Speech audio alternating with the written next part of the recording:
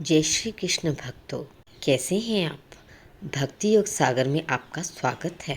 आज हम कार्तिक मास की कथा का प्रथम अध्याय का पठन करेंगे।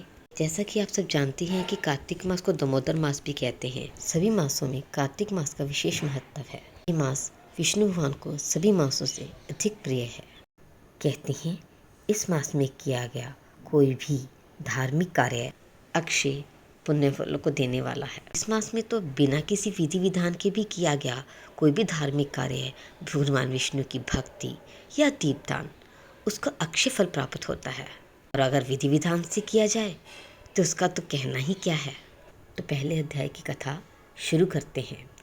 श्री कृष्ण सत्यभामा संवाद। श्री सूची कहते हैं, एक समय की बात है, देवर्षि नारद कल्पवृक्ष के दिव्य पुष्प लेकर द्वारका में भगवान श्री कृष्ण का दर्शन करने के लिए आए। श्री कृष्ण ने नारद जी का स्वागत सत्कार करते हुए उन्हें पाद्य अर्घ्य निवेदन किया और बैठने को आसन दिया। नारद जी ने वे दिव्य पुष्प भगवान को भेंट कर दिए। भगवान ने अपनी 16,000 रानियों में उन फूलों को बांट दिया। सूत जी ने आगे कहा, हे शौनकादि ऋषि मुनियों, कमल के समान नेत्रों वाली पतिव्रता रानी सत्यभामा एक दिन लक्ष्मीपति यज्ञों के स्वामी श्री कृष्ण से यूं बोली, हे प्राणनाथ, मैं धन्य हूँ। मेरा जन्म सफल है, मेरा जीवन भी सफल है। साथ ही जिन माता पिता ने मुझ जैसी त्रिलोक के सुंदरी को जन्म देकर आपको अर्पित कर दिया, वे भी धन्य हैं, क्योंकि उन्हीं के कारण आपकी 16,000 रानियों में मैं आपको अधिक प्रिय हूँ। अब आदि पुरुष है, आपके साथ विधान पूर्वक मैंने वह कल्प वृक्ष नारद जी को भेंट कर दिया, जिसकी जानकारी भी पृथ्वी पर रहने वाले मानवों को नहीं है। परंतु वही कल्प वृक्ष आज मेरे घर के आंगन में उपस्थित है। इस बात को मृत्युलोक में कोई भी स्त्री नहीं जानती। हे त्रिलोकीनाथ, क्योंकि मैं इस समय तीनों लोगों के स्वामी की प्रिय पत्नी हूँ। हे मधुसूदन, मैं आपसे कुछ पूछना चाहती हूँ।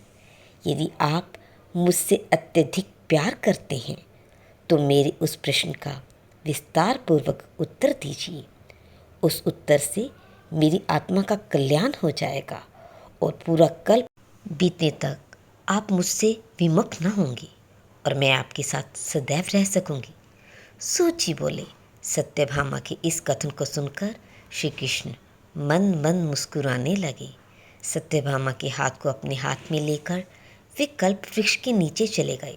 सेवकों को वहां आने के लिए मना कर दिया।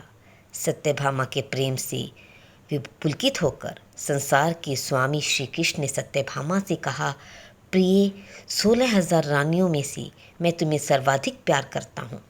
तुम मुझे अपने प्राणों से भी अधिक प्रिय हो। तुम्हारे लिए मैंने देवताओं और इंद्र से भी विरोध किया था। सूत जी बोले, एक दिन श्री कृष्ण ने सत्यभामा की प्रिय कामना के लिए गरुड़ पर सवार होकर इंद्रलोक जाकर कल्पवृक्ष मांगा। तब इंद्र की मना कर देने पर गरुड़ का इंद्र से घोर युद्ध हुआ और गोलोक में गरुड़ जी ने गौ से युद्ध किया। गरुड़ की चोट से उनके कान और पूंछ कटकर गिर पड़े। उनके रुधिर से 3 वस्तुएं उत्पन्न हुईं, कान से तंबाकू, पूंछ से गोभी और खून से मेहंदी। इन तीनों के प्रयोग करने से मोक्ष की प्राप्ति नहीं होती। तब गौ ने भी क्रोध में भरकर गरुड़ को मारा, जिससे उनके 3 पंख टूटकर गिर पड़े। इनके पहले पंख से नीलकंठ, दूसरे से मोर और तीसरे से चकवा चकवी उत्पन्न हुए। हे प्रिय, इनके दर्शन मात्र से ही शुभ फल की प्राप्ति होती है। तब श्री कृष्ण ने कहा, हे प्रिय, तुमने जो प्रश्न किया है उसके उत्तर में मैं कुछ रहस्य भरी बातें बता रहा हूँ।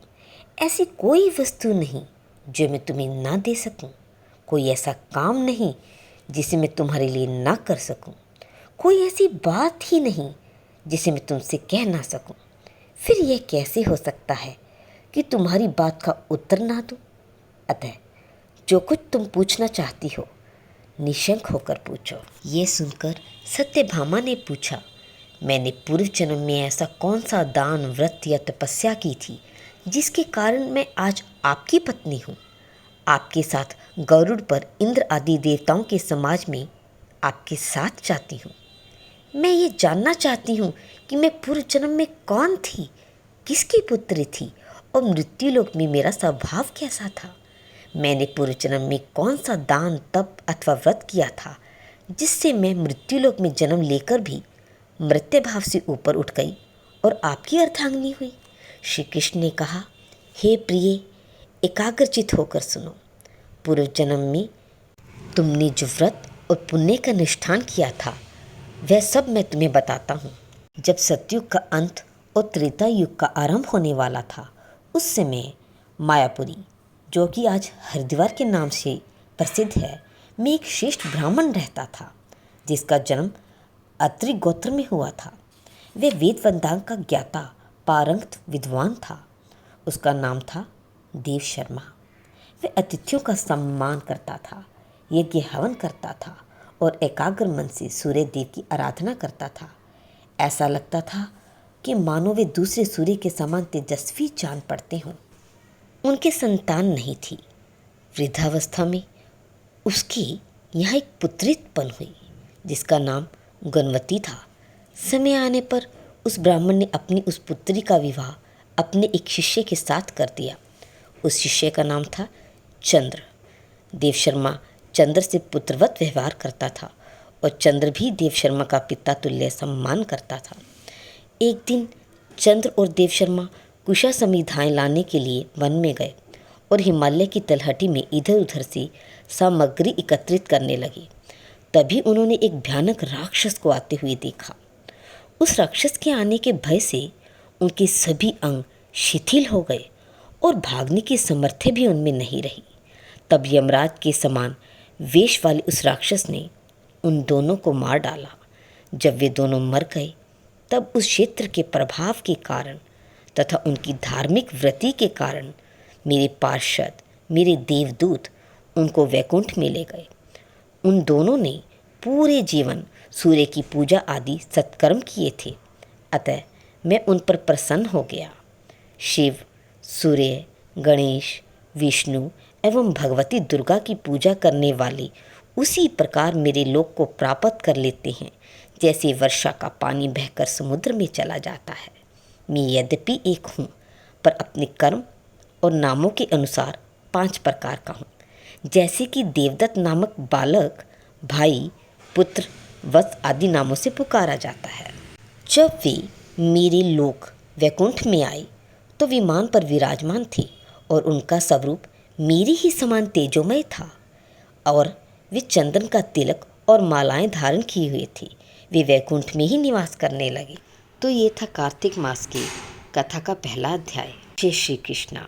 जो भी इस कथा का श्रवण पठन करता है उस पर भगवान वासुदेव की असीम कृपा होती है। कमेंट बॉक्स में जय श्री कृष्णा जरूर लिखें और चैनल को लाइक और सब्सक्राइब करना ना भूलें और हाँ, बेल आइकन को दबाना ना भूलें। हरि बोल।